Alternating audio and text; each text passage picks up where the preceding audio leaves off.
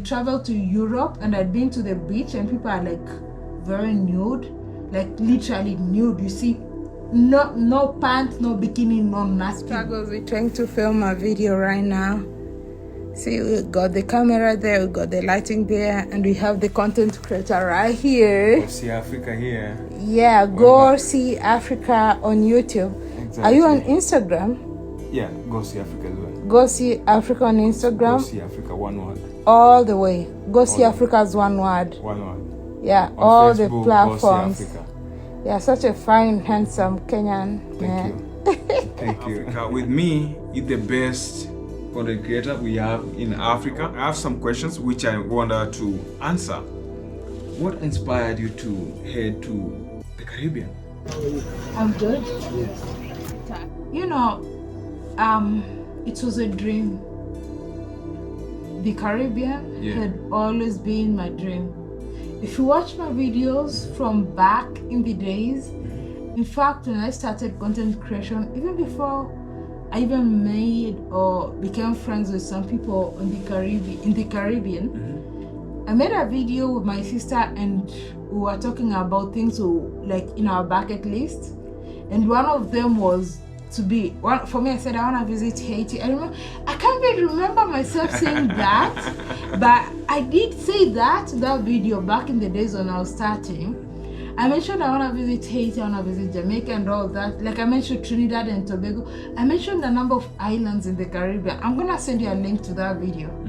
And my sister mentioned that she want to visit Jamaica.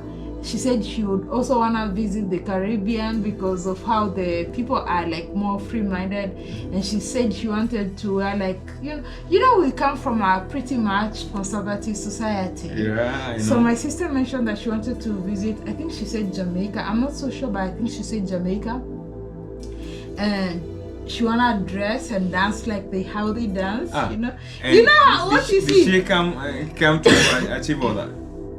No, she hasn't. She hasn't. But next year I'm bringing them to the Caribbean. Next year I'm bringing my family to the Caribbean. She must be the happiest person on earth. Next year I'm bringing my family. I want them to experience the dreams they had. By then you talked about Haiti. Did you know anything about Haiti? What I knew about Haiti is at that point is one of these places we were told that we shouldn't visit. And I'm that kind of person who just doesn't follow that. Several years ago. Yeah, it was several years ago. Before you headed to Haiti, all I knew about Haiti was the earthquake way back 2010. And that is what I knew. And every time I talked about Haiti, that's what everybody told me about Haiti. And when I visited Haiti, oh my goodness. Like when I was in Bahamas and I realized there was flight to Haiti. I was like, I'm going to Haiti. And then I met some few Haitians in the Bahamas and they told me, I was like, oh, so it's possible to visit. Oh, there's flights and there's actually people who are living and breathing. As long as they're still alive, I'm also gonna be alive. So I was like, I'm going, I'm booking this. You didn't know anyone in that land? Nobody. I just googled a couple of videos and all that. I didn't know nobody when I went to Haiti.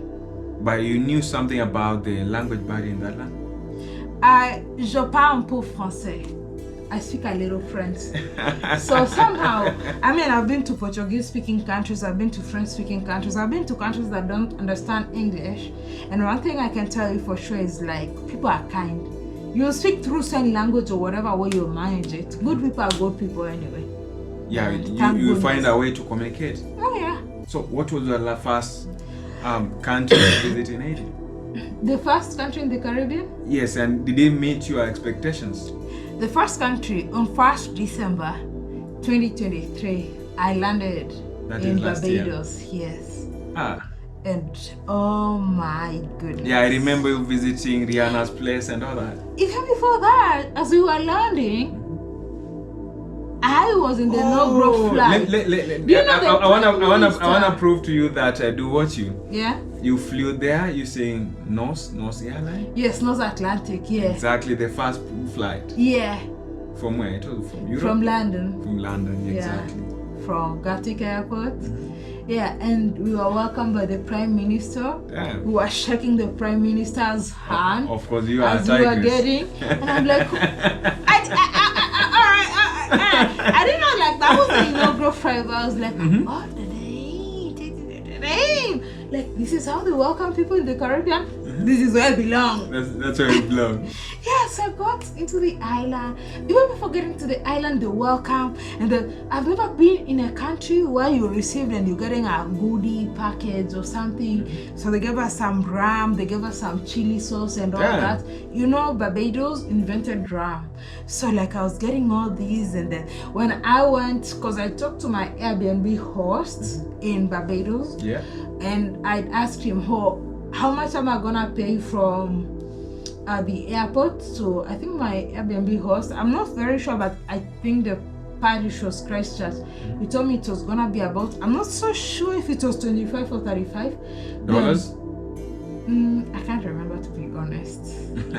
Yeah, but I'm not so sure if it's Bajan dollars or US dollars. Yeah. But when I went to the airport, once I got out, my taxi driver even quoted less. Ah. Yeah, I was like, oh, I like it. The people here seem honest, because my Airbnb host mentioned this, and this person is charging me about $5 US less. So it simply means nobody's like really taking advantage of me, they are not, despite the fact that they can hear my accent and all that. So I was like, oh, this is really good. I'm glad. This is home. Yeah, and they took me in, and I rested the first day, and culture shock. So I got to my Airbnb. You know how conservative we are. We come from a very conservative society. My very first Airbnb host, so when I gave the contact to the driver that picked me from the airport. Exactly. So when my Airbnb host picked me up, he was bare chest. He had a good chest, though. That's a man? It was a man, yeah. It was a man. It was a man that picked me from the we need to go to the gym. My Airbnb host was a man. Yeah. And he picked me, like when he got me from the gate from a cab driver. Yeah. He hugged me. So you felt the chest. First impressions. First impressions. And he was well built. I must say, like well built, very mass. I'm going back to the gym tomorrow. Great muscles, and I was like, okay, you know, like if I'm meeting you and you're hosting me, first of all, you know, if I'm going to come, no, it doesn't matter whether you're bare chest, you're gonna put something on for you to welcome me to your premise. So this was different. It was a different culture. I liked it. It was arranged that guy to be there. No, he's the he knows that. Oh, he's the owner? He was the owner of the Airbnb. Damn. Yeah. He was the owner of the Airbnb. Keep going. I know you have a lot to say. So when I met him, the first thing is like hugging me when he's bare chest. Where I come from, would say you hugging me when you're naked. You're naked. Yeah, like where I come from. But thank goodness, even before visiting the Caribbean, I traveled so much, so I had so much exposure, so I didn't take it personal or disrespectful. But you being an African, and you know, Africans, we are so much conservative. The dress code. You never feel anything? No, because before going to the Caribbean, I'd already traveled to maybe about 30 countries. Oh yeah. So for me, going there and experiencing wasn't a that, shock. and because when I started my travels, you don't know, like some of the places I used to stay in hostels, and I did stay in some countries and places where I stayed in hostels, whereby maybe you have a 4-bedroom, and maybe you're the only female, and you're surrounded with male, or you could be like 2 females and 2 males, or you could be like 3 females and 1 male, and sometimes you just see somebody changing, like chances of meeting someone at the bathroom naked. It's nothing, no feelings, no emotions, no nothing. Like it's like nothing. Like it doesn't matter what you see, big, small, whatever. Like people are very confident from in today their bodies. To be henceforth. honest, one thing it taught me is to be confident in my. I'm one of those people that even if I had like a gynecology appointment or medical appointment, I used to feel. Back in the days, I could feel insecure about that. You wish you could request for a lady to attend you? Not necessarily. Nobody. Nobody. In short, like I just didn't want anybody to see that. Like, that's your private. Yeah, I felt that. But right now, I really don't care. Like honestly, I don't like that thing about nudity because I traveled to Europe and I'd been to the beach and people are like very nude, like literally nude. You see. No pants, no bikini, no nothing. So you see them nude. So by the time I was visiting the Caribbean, it wasn't a shock for me. Because when I was in Europe and seeing all these countries, going to the beach, a normal beach, and you just see some people, they have no pants, they have no bra, and they're just walking. Nobody is staring at them apart from you who's a tourist and foreigner coming from Africa or from Kenya that can be kind of a very conservative and closed society. So my travels have taught me a lot. So it has taught me to be very confident in myself, to be like, I'm not ashamed. I don't care about people's opinion about what. I don't care about that. I don't feel insecure about me, my nudity. Yeah. Like embracing myself. Like I don't even want to go too deep in it. Yeah. But when it comes to our culture especially, nakedness is like, even when you're a kid and you're naked, you'll be like, and then you'll be like, even as a kid, you want to hide yourself, you know that? Yeah. So like, we've been raised in a society where we feel like our nudity is a shame. Yeah, true. Because for an African, especially for an African man, once you get circumcised, you're not supposed to mingle with. They did not supposed to go naked before your mother, your sister, your auntie, and all that. Even to the point, yeah, I understand that, but even to the point that I feel it's kind of extreme. Even to the point that, like, even growing up, even to your partner. Do you know how many people even make love in darkness? Partners? With their partners. You know that. Some people make love in the darkness. Comment there if you do it in the darkness. I wanna know. Some people do that because they kind of just feel insecure. Like we've been raised to feel like our bodies is something we should be ashamed of. Yeah. Not something that we should embrace. They are not confident about themselves, their body. Yeah, not something that we should embrace. But we've been raised like we should feel like our nudity and our nakedness is something we should be ashamed of. That's it. And also culturally, we'll be also, I don't know about you as a man, but even as women, we've been raised in a manner to feel that our bodies are meant to, no, not really special, but our bodies and culture, and like our culture is like our bodies are just meant to satisfy the man. Like nobody ever teaches a woman about them getting that satisfaction from engaging in vertical and horizontal engineering. But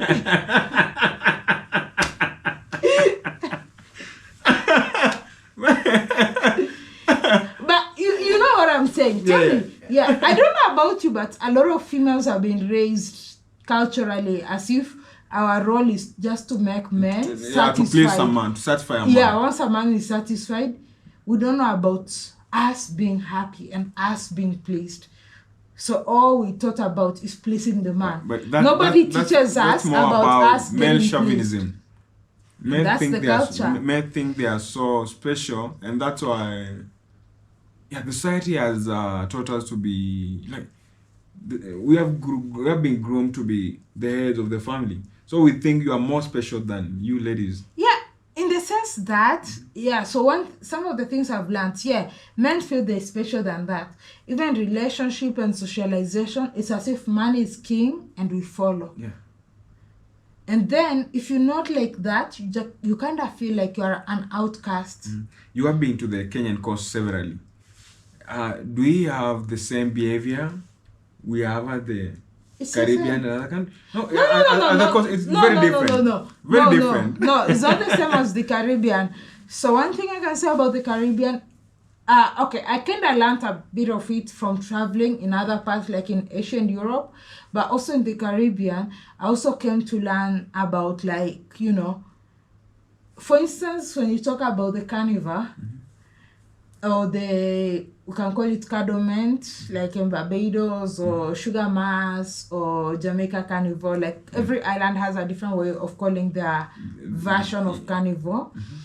And one thing I came to learn is that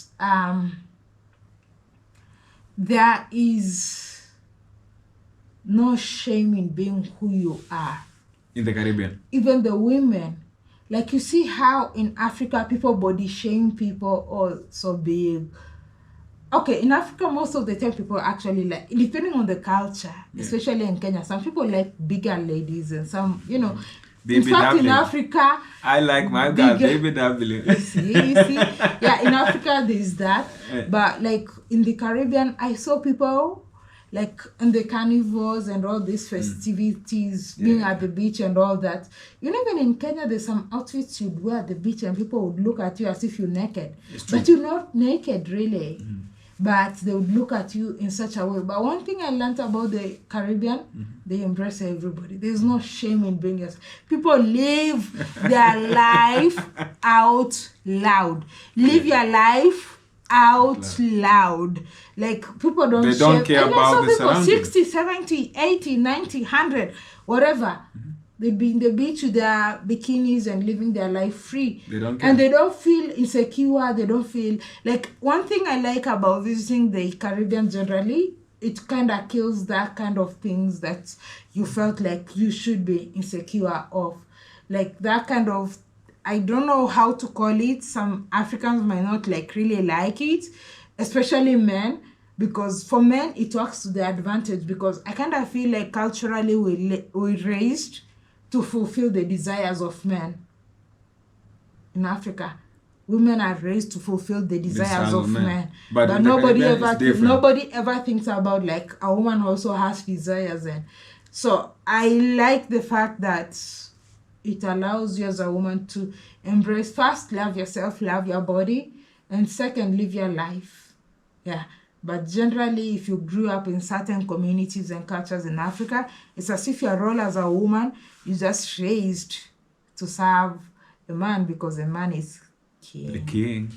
Even if he's an a-hole, he's still the king. The king. Yeah, there's men who are kings, really. I love my kings. But in Africa, whether you are the president or not, and you could be the worst man. You could be the drunkard, the village drunkard and everything. Yeah. But you'd expect to be the king and be embraced in whatever way. So, honestly, for me, like, nothing can ever take from what I've learned from my travel experiences and adventures. I'd be so happy if I met with the Tigress and she's kneeling down to greet me. You see? Because you've been dressed like that.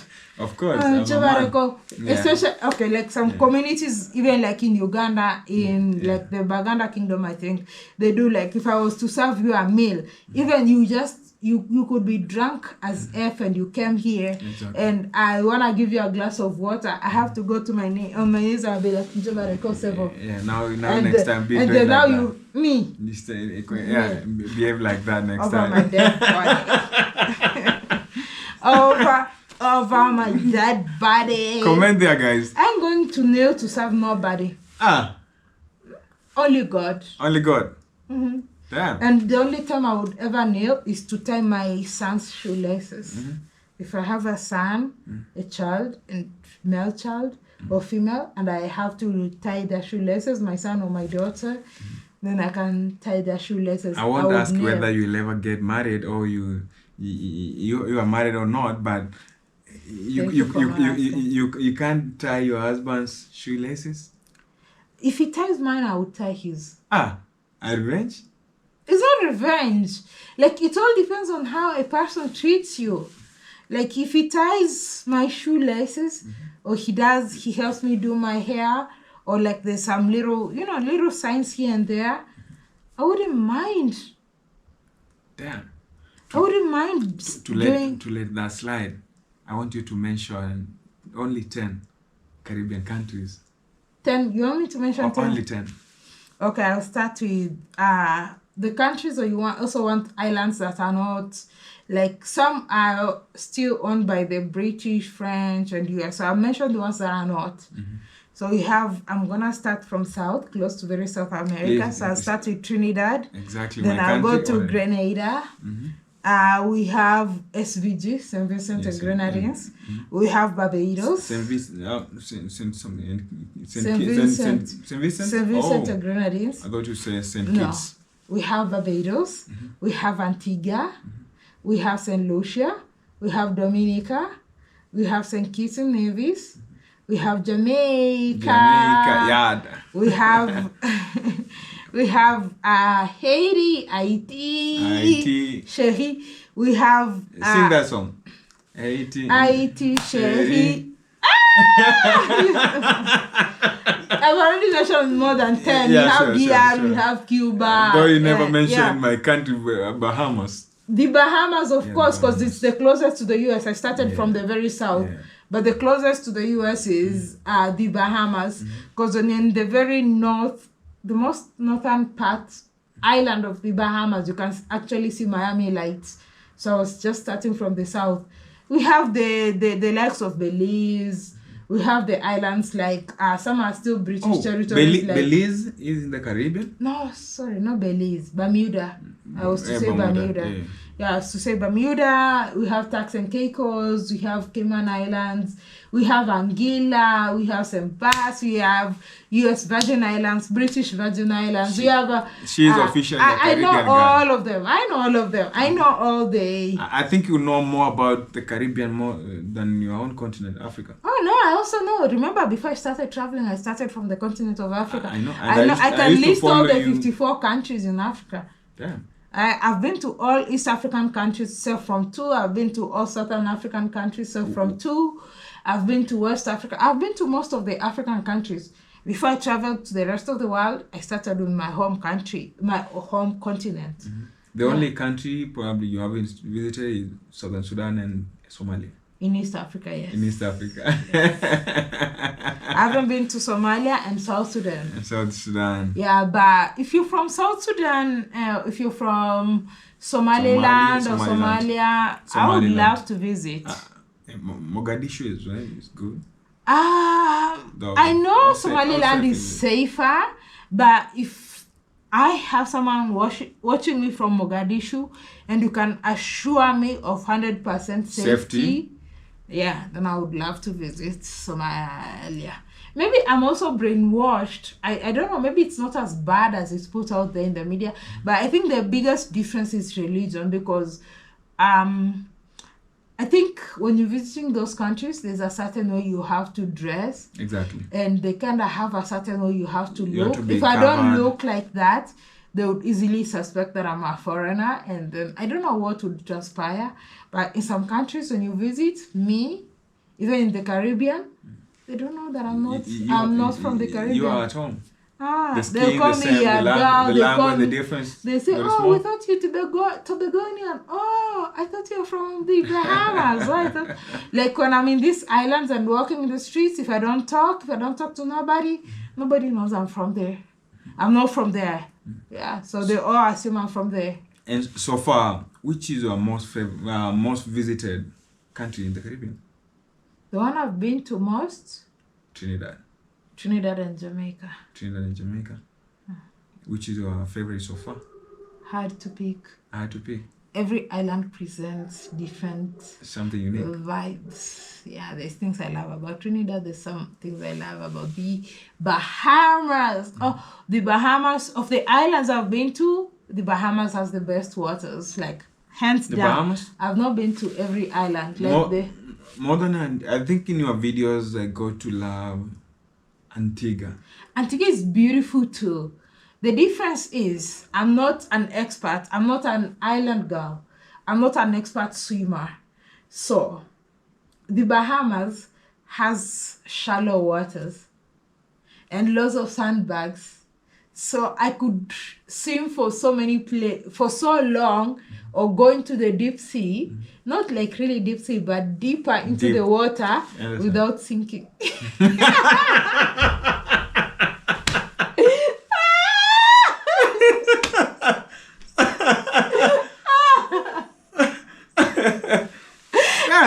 But apart from that, in terms of the shade of color, you see this. I don't even think this is an actual representation. The water in the Bahamas looks literal. Even when you see it from air, you'll think like it's a painting, but it's not a painting. Like literally, that's how beautiful the waters in the Bahamas look. They're like turquoise. It's like a shade of turquoise blue. It's just an enticing. Like from even if you're watching me this, go to your Google Maps and search the Bahamas, or even search the world map, and then search the shades of water. I want you guys to comment. Even Google Map, especially if you check the satellite version, you realize the Bahamas and Turks and Caicos. It's blue. Like the waters are blue. It's just a very enticing, inviting shade of blue. Like it's very unique. I've not seen it anywhere else in the world. Like it has a certain shade. I can't put. Yeah. And so if you are not, Antigua is beautiful. When it's coming to what I'm speaking about myself, who's not an expert of swimming. Yeah. Remember, Bahamas comes from the word Bahar. I think it's Bahar Mar, which means a place of shallow waters. So for someone who came from Bara, in Kenya we call it Bara. You mean no up country? Up country. Meaning there was no beach, no nothing. Yeah, it's not like village really. You can be in a village, but your village has access to the sea and ocean. Yeah, sure. But simply means like I didn't come from a place that I learned swimming as a child. So if I'm in a place with waters that I feel like very safe, I love that. I've learned my skills. I've tried learning how to swim, and over time, I feel like every time I'm in water, I'm improving my skills. And people are like, "But you said you don't know how to swim. How did you do that?" Today you did better. How come you went all the way and came back on your own? I was like, I don't know. Yeah, like I'm learning, but I'm not very confident. I was to comment about the same. Anytime you are swimming, you have to dive. You have to make sure your head inside the water. Nowadays you are very good swimmer whenever your head is inside the water. Yeah, underwater. Yeah, I swim better underwater than above. But right now I've learned. Yeah, I would have posted a video. I mean, throughout my travels in the Caribbean, these videos I've not posted, including some that I posted recently, and people thought I was in that country, but it was actually an owl video. But like now I've improved my skills of swimming, so I know how to necessarily. You got a trainer? No, because I just go to a place that's shallow and that I know, and I'm with my friends, and I'm not swimming away from them. I'm swimming to them, and I'm like, hey, I don't know how to swim. Let me try this, and I practice every time. As long as I'm not in a place that, in case I panic or whatever, I'm not going to panic and try to put my feet down, and I can't put my feet down and drown. No. So I always go to a place, maybe the water, the maximum reaches in, and I try. I feel like I've swum in places. Like when I came back to Africa several months ago, when I went to Cape Verde, I swam in a deep place. Oh yeah, like a place my feet couldn't touch down. But initially, before going to that place, I was like, oh, let me hold to the float. And then eventually when I left the float, they were like, you told us you couldn't swim. I was like, no, I don't know how to swim. I'm still practicing. Yeah. So I feel like I'm getting better and better. And every opportunity, like the next time I'm in the Caribbean, I'm totally going to go for swimming. Like, oh my goodness, I can't wait to be in the Caribbean to swim again, to access those. Like, generally, the whole Caribbean has beautiful waters. Waters. Yeah, like waters. Especially the sea waters. The rivers are also beautiful. Even the rivers, islands that have rivers, the rivers are way beautiful. Like so beautiful. than any river I've seen in Africa. I haven't seen But rivers in your videos. Jamaica, we cooked in the river. Portland? Yes. And in Portland? And yes, and we cooked in the river.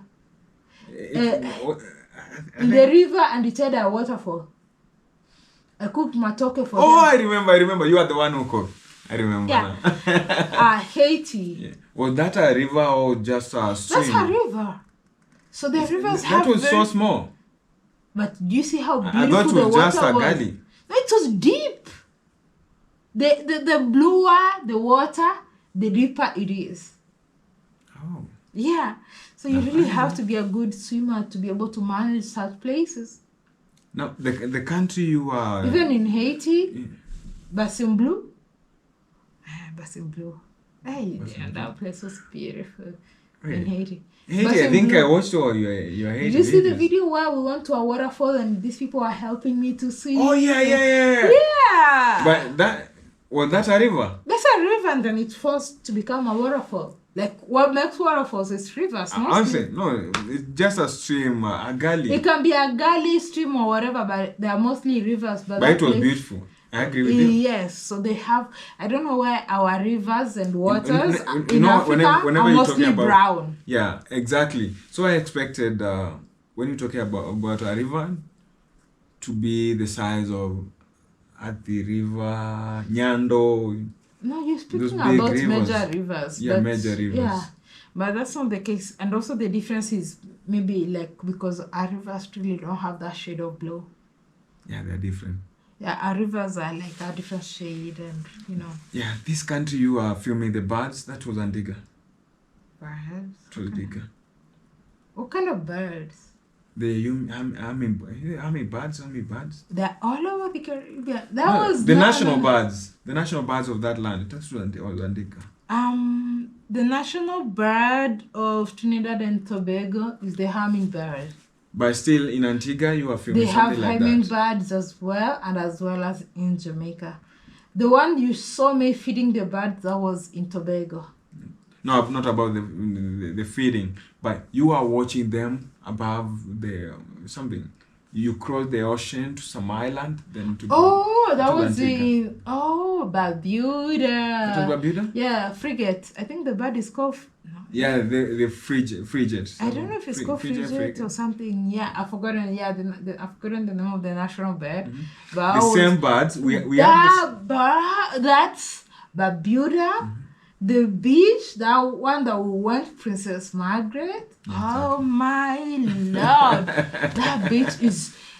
My only weakness is I'm not a good swimmer, but even staying on the shore, even looking at the water, like I could literally sit there every sunset and just watch the water. Sure, and the sunset and just swim on the shores where I can manage. Mm-hmm. Yeah. I was in a certain place in Kenya, Congo River. I don't know whether you've ever been I know to that's Congo in River. Diani. We have the same birds there.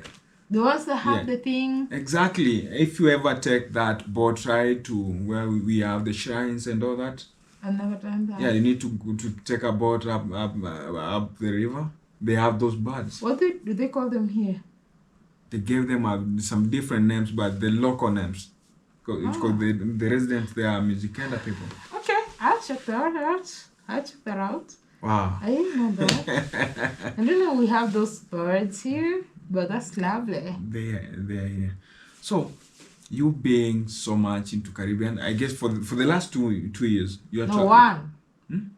I went first to the Caribbean first December 2023. Oh, This has been the I'm past only 1 counting 2023 and 2024, so it's only 1 year. Yes, 1 year. Just 1 year in the Caribbean. Yeah. So far, do you think, because we refer, Caribbean is part of Africa, I believe that. The 6th region. Yeah, the 6th region. Do you think there will come a time maybe you will live in the Caribbean or you will invest in the Caribbean? Why not? Why not? Why not? Watch. I'm not gonna say so much. I'll just say watch. Watch the steps. Watch the movement. You go where you feel happy. Yeah.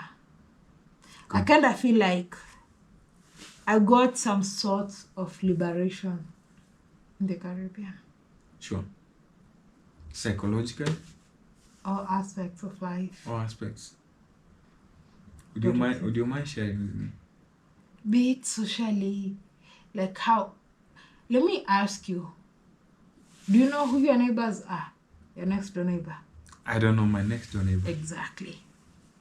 That would never be in the Caribbean. Were they? Even me, where I was staying. On a serious note, my next door neighbor doesn't know nothing about GoSeeAfrica. They don't know me. Exactly. And we have never exchanged contacts. Even me, my apartment in Kenya, I never knew my neighbors. Especially here. And also, like, in Kenya, in the city, Nairobi, you're a man, you're different. But I feel like as ladies, most of the time, if somebody approaches you and they're like, hi, a lot of times you're trying to avoid them. Because you don't know what their next move intentions is. Because they could be we've been told about this perfume that people spray, and then just someone says hi and you lose your memory, and you give them your passwords and all that, and you lose your everything and all that. But or some people would do that, and the next moment you realize you have nothing. So in Kenya, that's said in Nairobi, you don't shake hands. Yeah, I don't even shake hands. Like we don't. Yeah, I will do this. Yeah, we don't shake hands, and we don't like really talk to people. Nairobians don't get it twisted. You know. Yeah. And it's kind of different. In the Caribbean, when I was walking in the streets, even in narrow streets and corridors, and people would say, like, in the evening, they say, good night, good night. Good night is a greeting. In Kenya, it's like, go to sleep, yeah. But in the Caribbean, good night is like, good evening. Yeah. So if you hear somebody in the Caribbean telling you good night, even when you see it in the comment section of my videos, it doesn't mean the person is going to sleep. If they say good night, African they're only Tigress, greeting you. No, they're greeting me. Oh, that's different. And that's culture shock. Yeah, they'll say like, hi, hello, how you doing, and all that. Yeah, like people are more sociable in the Caribbean. That's based on my experience. Like, that's based on my experience. Maybe if somebody from the Caribbean visited Kenya, they might have a different experience. Because when people would pick the accent, maybe they might treat them different. But here in Kenya, I actually did have an incident. I'm kind of ashamed to speak about it. There's a time I was with one of Africa's also popular. I was with Steve Ndoku, and he was in Kenya. So we were walking in the streets in Nairobi. We were on Mama Ngina Street. And then this lady came to me to embrace me, like, hey, Africa. She knew you? She didn't say African Tigress. If she said African, anyone who calls me African Tigress, I know they knew me from social media. Yeah, so she was, oh, hey. So she was running, greeting, and like trying to greet and hug me. But because of that mindset that we have, like, hey, you don't know who that is. You avoided her. I avoided her. And she caught feelings. And she was like, oh, wow, I'm your subscriber. When she said that, then I had to like apologize and be like, oh, I'm so sorry, I didn't know about and she told me, oh, she's visiting Kenya. It's really nice. She's seeing me. Steve was also there. It was really nice. Because for me, when someone comes at me. Oh, she wasn't a Kenyan? She wasn't Kenyan. So it's just someone randomly approaching you and running towards you in the streets. You know, we don't do that here. Yeah, we don't do that. Yeah. So I was like, you know, I was like, I don't know, maybe they have that perfume or whatever we've been told about. They're trying to be nice, perfume you, and then you will withdraw your money and give them. So I was like, no, I'm not gonna do that. And then when she said that, then I like had to apologize and explain everything. I was like, oh, I'm so sorry, I didn't know. She was like, yeah, I'm so and so and all that. So yeah. Wow. So I love us. I love our culture, but I hate like there's some people who've ruined our society and culture. Who do what? Who've ruined it. Oh, they have ruined it. In the sense that now we kind of feel fearful of some things that should be so normal. They make her not to be sociable anymore. Yeah. Well, let's talk about the Caribbean food. Wow. So far, which country has the best food in the Caribbean? That's very tricky. so far, which country has their food is more related to what you find in Kenya? Haiti. Haiti. Which food is that? Haiti and Trinidad. Trinidad, the pilau. Yeah, because Trinidad, you know, in Kenya we have pilau, biryani, and all that. Yeah. They have all that. Like coastal food in Kenya is also popular So I once told someone in that Trinidad. most of I believe Trinis, they came from our coast. And because pilau is a Swahili word. Like And if you tell a Kenyan pilau is not Kenyan food, they're going to fight you. yeah, exactly. Yeah, but and also Trini believe like pilau is their dish. Is their dish. Yeah, but it's kind of cooked But different. where did it a come little from? Different. I don't know. But the name. There was this the name still remains. There's this Trini that told me that that time when I was talking about pilau, he was in Kenya and he said like, oh, I'm a Trini, I'm in Kenya. Pilau was from the east coast of Africa, so I don't know. That's what they said, so I'm not very sure. They said pilau originated from the east coast of Africa. Yeah, that is Kenya, and our Tanzania. pilau and their pilau is kind of different. Yeah. For them to brown their pilau, they use beans. We don't use beans to brown our pilau. Yeah, we don't use beans. There's no beans anywhere in the equation of pilau in Kenya. Our pilau is brown minus beans. I'm Trini to the bone. Trini to the bone. Trini to the bone. I oh, see you still have your... I need to get mine as well. I got this. Someone got me that. Oh. And Kenyan too. I have multiple. I have so many. You still have a Jamaican. Yeah, and I have Haiti. I have so many of these bands, different countries, but I can't wear everything. Someone needs to make me a CARICOM one. What? As a future CARICOM citizen. Oh. CARICOM, they need to put all the Caribbean islands. Make me a big flag that has all the CARICOM countries because they have a bid. Yes, I can have all CARICOM countries in just one wristband. I'm gonna send you a flag of CARICOM. If you get someone to make it. That's like about gonna I have someone who can make them, but the flags were very some of them were very complicated. Like send me that one. You can get a big one like this and then do it in half, like 7 on the top, 7 on the bottom. I think that would work. Like you see like a big one like this, and then you can separate it, and then you see like Jamaica. All you need in order to show Jamaica is this. You see this part? Yeah, so you can do something like that. And then do for like 7 on the top. I think it's about 14. I'm not so sure, but it's about 14 countries. 7 on the top, 7 on the bottom. What was your most memorable adventure or activity during your first trip to the Caribbean? Memorable. You just talked about it. You dining with the Prime Minister. Oh. That's a memory, yeah. Them launching like, that. Several moments are like big highlights for me. So many memorable. You meeting the Calypso Queen? Yeah, me meeting Alison Hines from Barbados during the Cadiment. Yeah, that was a highlight. Yeah, attending my very first carnival in my life ever. If you watch those videos from 2020 when my sister and I were manifesting, we manifested. But all that came to happen. We manifested attending a carnival at least once in our lifetime. Guess how many carnivals I attended in 2024 alone? 3. But when in 2020 with no resources, no nothing, I was just done with school. Yeah. Like I just been done with school and I was just trying to figure out this life. I knew one day attending a carnival was one of my dreams. Me and my sister. If you watch that video, that was in 2020. We just had dreams with no money. And thank God. But now, the money is there. At least you have the money to travel. Yeah, I think I want to attend Sugar Mass, St. Lucia, SVG. I want to attend Grenada, Carico, Carnival. I want to attend like different carnival, Jacmel. I want to attend different like. I thank God. To be honest, I'm really grateful. Jacmel is in Jacmel in Haiti.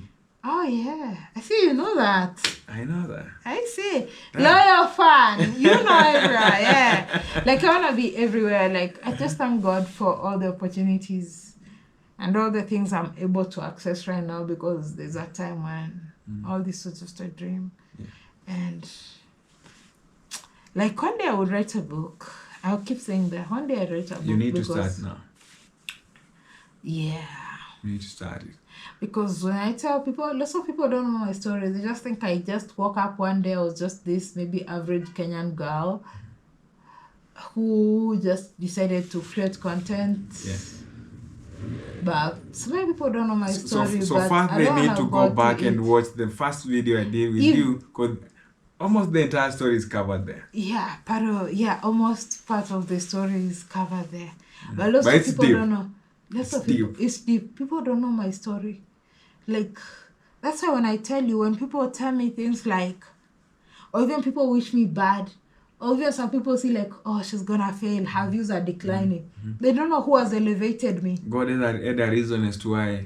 They don't know who is my God. Because I see lots of people saying, oh, like, not lots of people. I saw the other day some people saying, oh, African Tigress is jealous and all that.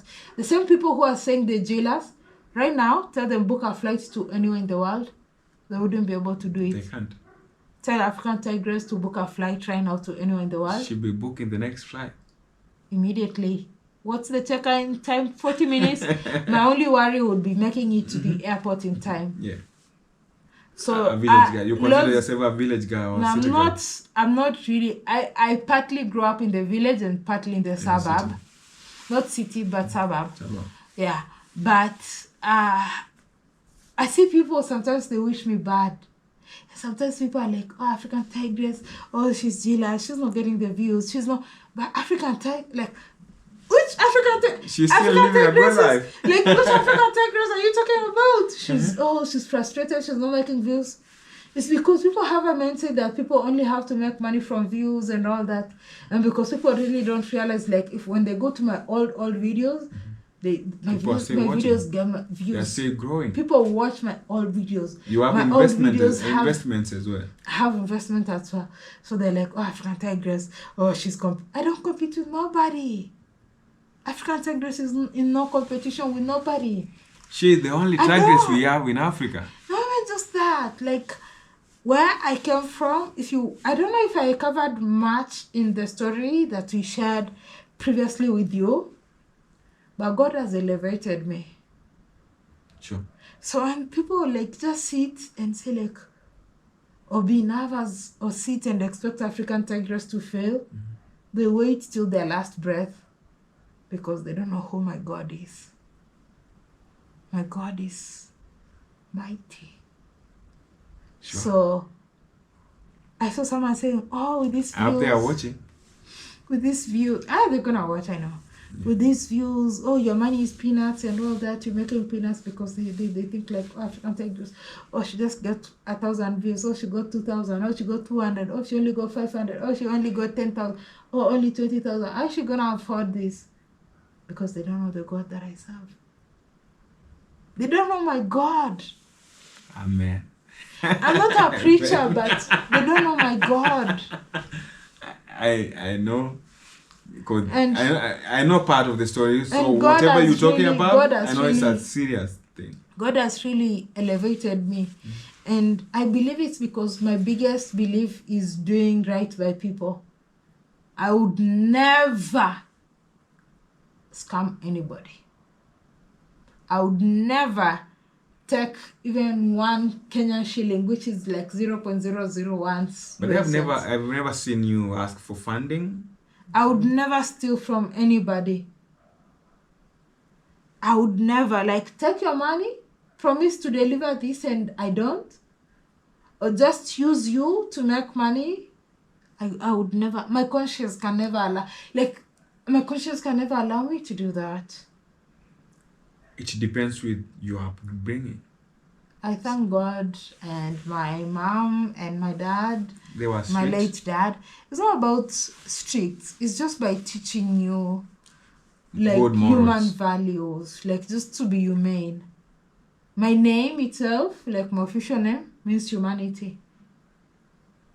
So I would never. So sometimes that's why I'm like, mention your name? You don't have to. Those do not know. The ones who, if you know, you know.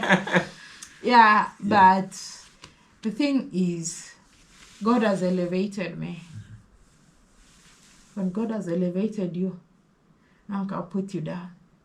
You know, there's this song, this. Ukipigana na mimi nikuachie Mungu, basi jua yako imeenda. Don't fight me. You fight me. I leave you. No, I leave you. You lose. To deal with God, not me. You're not dealing with me. You're dealing with God. Wow. Yeah. So if you're fighting me, I don't need to fight you back. I leave you. God. I leave you. God will God fight for you. Yeah, God will fight for me. Let's talk about the challenges you traversing the entire Caribbean. I know you once encountered a challenge. What is that biggest challenge you always encounter whenever traversing the Caribbean? Well, I think I love the Caribbean. I love the people, but I think sometimes they need to help the immigration. And that sometimes the people who are working with immigration, some of them still have this mindset and notion like as Africans, we're trying to immigrate and all that. Some of us are just there to appreciate your culture, and even if we decide to immigrate, some of us are actually going to bring money, invest our money that we've worked hard from somewhere else in the world to buy property in your island, but to spend in it. Some don't see that. Some of them just see as Africans as if we're trying to immigrate.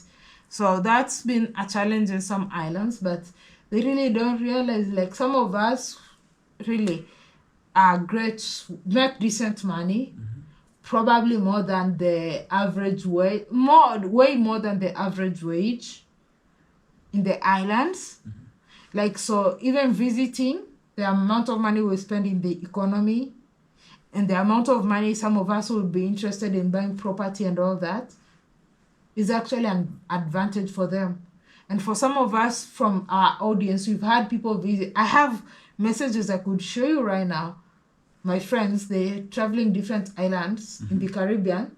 Not friends really, but let me say people who knew me on social media. Right? They're traveling in different Caribbean islands, including right now, I know someone. Right now, I could show you who is in one of the Caribbean islands, and the inspiration was from me. And those are people who reach out. And there's several other people who visit these places without necessarily telling me they want to visit because they saw me there. But there's those who would reach and they would tell me they want to. And they actually show me, hey, I just made it to Barbados today, you know. Yeah. That shows you made an impact on their lives. Yeah, so, yeah. And how do you feel about this issue of some people in the Caribbean not believing that they were once Africans? I honestly respect whoever wants to believe whatever they want to believe. But I'll tell people this. I was actually having this I chat with somebody in the United States the other day who said, oh, they're foundational Black Americans. I respect that. You choose to describe yourself as that. I respect that.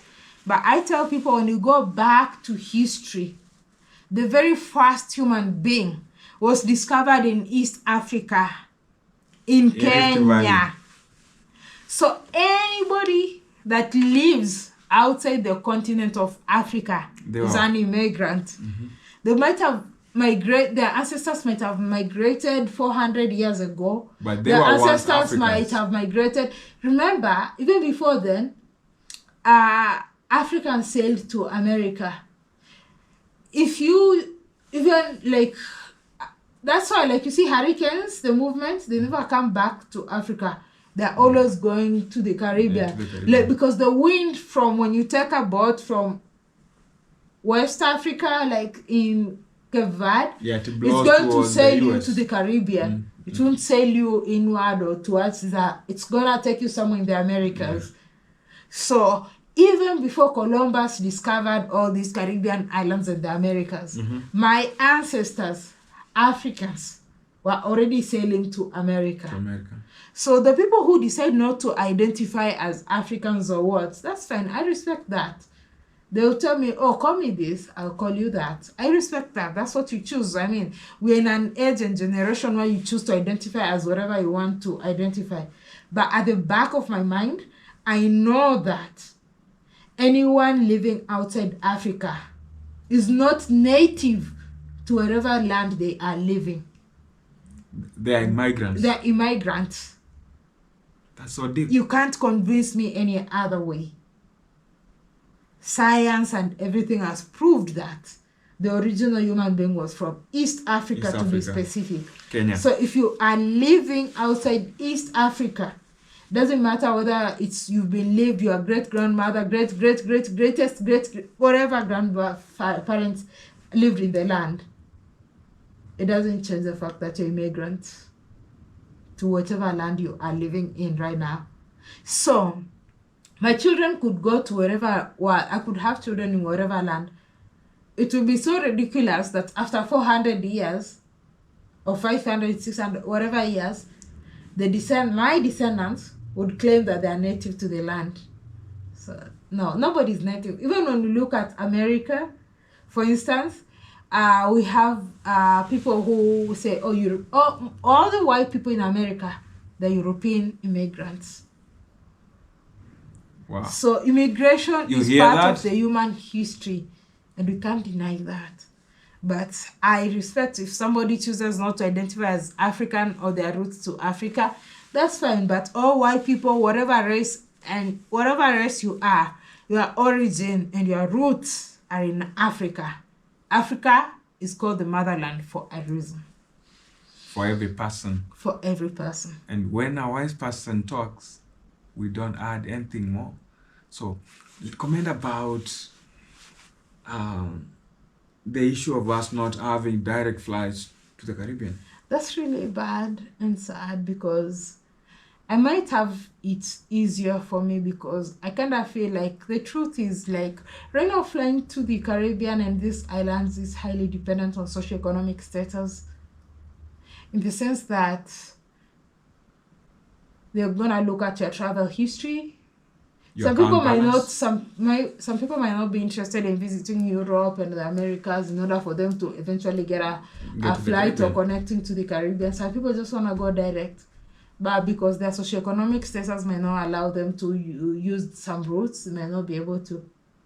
So it's really so sad. I wish and I hope that we're gonna have direct flights to the Caribbean from the continent of Africa. I feel the colonizer always make sure that we still have to go through them to get approval to visit our brothers. It's not approval, because every time you're spending 2-3 hours in London, 2-3 hours in Amsterdam or wherever, you're spending money. So they're making money. And they're paying landing fee, which is charged on your ticket. So they're making money. Yeah. That business for them.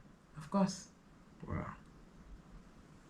And there is something that I know that surprised you more about the Caribbean, that you'd never expected, something that surprised you more and still surprises you more? Really not as much, because it's something that I've embraced. Like I mentioned, Alex, how free people are and how confident people are.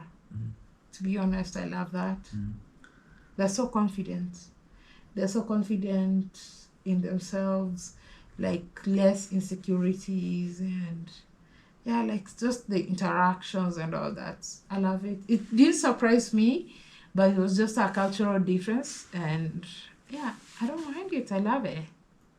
Wow. Taking you back to the first video you just talked about, where you were having a discussion with your sister, and you talked about how you want to be able to impact the society, you want to be having influence. Do you wish to join politics at some point? Because that's the only way I feel for now, especially in your country, you can be able to directly change the society. Back then, it was something I really wanted to do. I felt like the only way I could be able to have influence and impact and build the country was through politics. I actually did serve in the youth senate. We did, like, I've done some things some people don't know about. Like, people don't really know about me. Yeah, I actually did serve in some positions here in Kenya. Those who don't know, I don't have to really go into details about it. Yeah. And at some point, I thought I was going to go like for parliamentarian, and like even some point I thought about all the way. I didn't just lose. I can't say like, oh, I lost that dream. No, I didn't lose the dream. I just felt I could still make impact without necessarily being in political leadership. I felt like in order to have influence or be a leader, I don't have to be a politician. I can still have influence. But then your platform is still big. You can Exactly. influence it. Yeah, without necessarily being... I can influence people and change without necessarily being a politician. Like for now, we need to be on the forefront on talking about why we really don't need the reason we don't need passports to be able to move from one country in Africa to the other. Yeah, I think that's one of the things that we really need to do. Having movement is of movement. One of the reasons I've only visited about 6 or 7 countries in West Africa, I would have loved to wake up and I'm waking up and I'm like, good morning from Timbuktu. You know. I like her energy. Yeah, I would have loved to just wake up and I'm like, good morning from Timbuktu. Yeah, but because of the I've tried visiting countries and it's really hard. So I'm really hoping at some point we can get to a position whereby we can be able to see and visit each other with much ease. Yeah. That's it. Where is Timbuktu? Mali. Mali? Yeah, I want to visit Mali. Wow. Mali. Wow. Mali. I want to visit Burkina Faso. You know, yes, in Mali. No, you visited Botswana, but I wish, but I will soon. Maybe next year when I come to Africa, I'll finish some countries in West Africa, depending on how access to visas, because I tried to do some when I've been in Africa the past couple of months. It didn't work out, so hoping next year I'll be able to visit some countries in West Africa. Gambia. I've been to the Gambia. I've been Gambia, Senegal, Guinea-Bissau, Cote d'Ivoire, Nigeria. Gambia is so beautiful, and if you have ever been to Gambia, you really don't need a Dubai. Yeah. So the ones I've not been to is Mali, Niger, Benin Republic, Togo, Liberia, Sierra Leone, Mauritania, Guinea-Conakry, Liberia. 9. I think I've just done about 7, and mostly to these countries. Like, there's just no ease of movement. Like, you can't just, sometimes it's easy to just visit the next country or 2 countries, skip a country, but I don't really have that luxury. So sometimes even when I get people like judging me for not spending so much in a country, I'm like, or not visiting a country, I'm like, you really don't know what I have to deal with to be able to visit that country. It's a lot. It's a lot. The visa requirement. Yeah. Still finances. Of course, accommodation and all that. And some of these countries don't even have visas. They don't have embassies in Kenya. So in order for me to get visas to visit their country, Ethiopia, I have to go to either Ethiopia or South Africa. Damn. So if they don't have an embassy in Kenya, it's really hard. Tigress. Yeah, we call it the Tigress. Yeah, I really enjoyed your having a conversation with you, having a conversation with this beautiful lady here. You're beautiful. I appreciate that. I always have a genuine, authentic. I don't think there's people that I actually have conversations or interviews with that we actually really go deep and dig to really understand the African Tigress like I do with you. Yeah, I know it's only through GoSeeAfrica you're able to come and open your heart. You create that environment. I know you have a lot you need to share with me, but for now, help me end the video. All right, guys, I hope you enjoyed that conversation. If you have any questions, don't be afraid. Feel free to ask them in the comment section. I'll obviously be watching and checking the comments. I'll be able to respond. And if you'd love me to be doing some random interviews with GoSeeAfrica, I'll definitely be doing that. Let me know if you would love us to do some live streams. More live streams, maybe? Sure, live streams. we need to. Yeah, we can be doing live streams with GoSeeAfrica. Exactly. And if you're watching this from African Tigress, if you truly love and support African Tigress, this is my OG. This is my, I don't even know how to put it. This guy, he's amazing. He's very, very supportive of what I do. And I will always support him. Thank you. And I can't wait to see you grow. Thank you. In fact, I told you I have something I'm working, to just try and help you elevate and go further. So we'll probably do that. And once I'm able to fulfill that, I will share that. That's so For beautiful. now, let's just keep it that. So That's if you're okay. watching, please go show him some love. He's working. Give him feedback, like not hate, but you can give positive criticism. And yeah, that's fine, yeah? Yeah, and then we're gonna see you in the next episode. Show him some love. GoSeeAfrica. Thank you. All right. Have a good bye. You too.